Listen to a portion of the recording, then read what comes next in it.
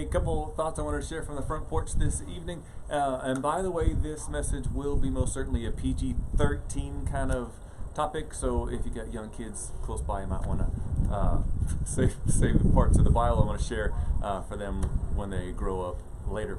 Anyway, so I want to say something from Genesis 19.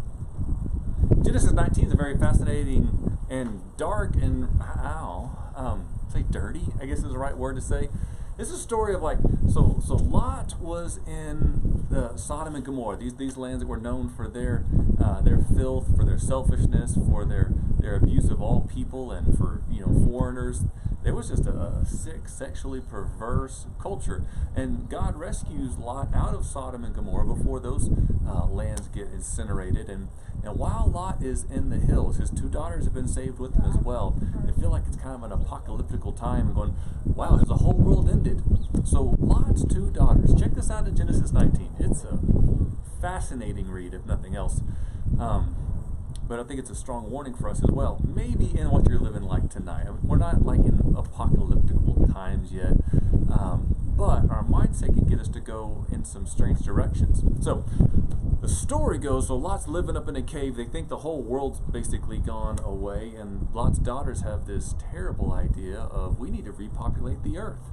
So let's get dad drunk, and the oldest daughter says, we'll lay with him. So she lays with him one night. They get him drunk again, and he sleeps with the younger daughter too. So I'm saying, it makes a sick feeling in my mouth just even talking about it.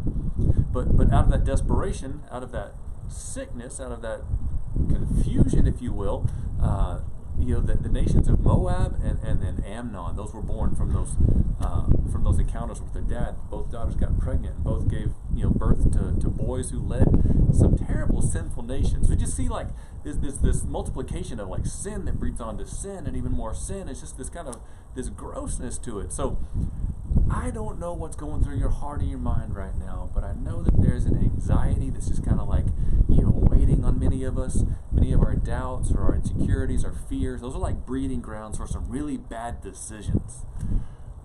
So I hope, my prayer for you, that you would take a cautionary tale from Genesis 19. Don't give birth to something that's going to live and multiply and breed even more bad decisions. I pray that this season will be one that you're drawn even closer and closer to God, that you would seek God's wisdom first and not your own kind of preconceived notions or some of those bad ideas or paradigms that maybe you've been stuck in.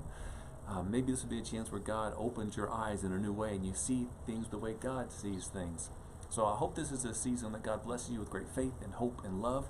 I pray it's a season where God gives you a strong desire to read His Word and let His Word read you as well. So that's all I got to say for now. All right, peace, y'all.